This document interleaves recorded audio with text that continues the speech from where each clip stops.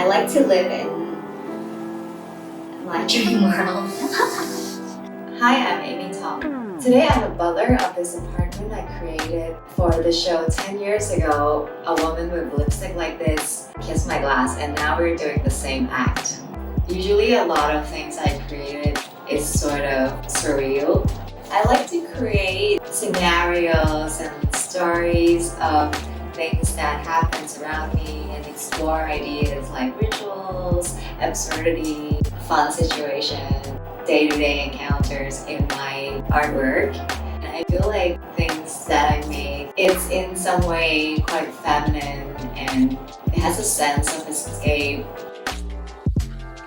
In this show, it's about communications and the awkwardness between communication. I feel like communications can sometimes be quite passive, and even if we wanted to show some sort of different opinion and aggression, we do it in a way that we believe it's quite light and nice and just passive.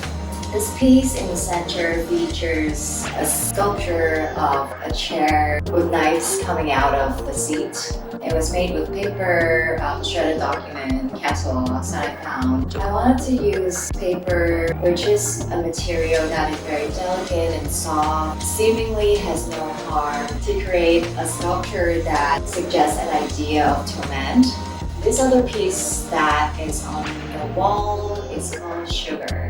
Sugar features two love letters that is written in the form of poetry that is encased in gelatin and is hung on and over two different shapes of tissue case. The letters take reference of the story of Romeo and Juliet. It's actually between Romeo and his first crush, Rosaline. Romeo confessed his love for Rosaline, but she didn't feel the same way about him, and she wanted to write a letter, like a very, very beautiful letter, to reject his confession of love. It's written in a way that sounds poetic and beautiful, but if you really read down the line, it has a sense of bitterness within it because the love of Romeo was not accepted. In the play of Romeo and Juliet, Shakespeare used a Roman mythology of the story of Diana, the goddess of chase and fertility. So between a conversation between Romeo and one of his friends to show the rejection of Rosaline. And I wanted to, in the same way, make use of this reference, but instead of the Roman equivalent, I used the Greek equivalent of the same goddess, Artemis. And I wanted to feature the story between Artemis and Orion in Romeo's reply letter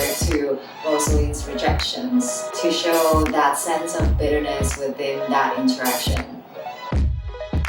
As a person and as an artist, I usually like to romanticize experience that I have and ideas I wanted to convey. I wanted to use the shows to curate some conversations between your colleagues, your friends, family, and loved ones. I hope my work can bring a sense of like sweetness and fun and escape to people who came to